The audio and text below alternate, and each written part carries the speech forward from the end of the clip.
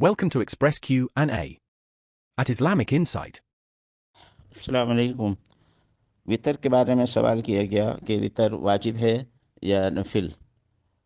تو وطر فرض نہیں ہے، تو فرض کے علاوہ جتنی نمازیں ہیں وہ ایک اعتبار سے نفل کی کیٹیگری میں داخل ہوتی ہیں، لیکن پھر نفل کا مفہوم عام ہے۔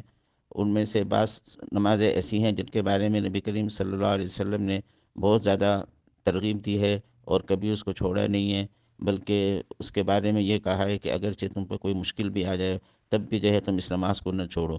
تو وہ جو ہے فضیلت اور جو اہمیت آپ نے بیان کی ہے وہ وطر کے بارے میں ہے، اس لیے وطر کو واجب کہتے ہیں کہ آدمی اس کو سفر میں بھی نہیں چھوڑے اور ہر حال میں اس کو پڑھے، حتیٰ کہ اس کی قضا بھی ضروری ہے۔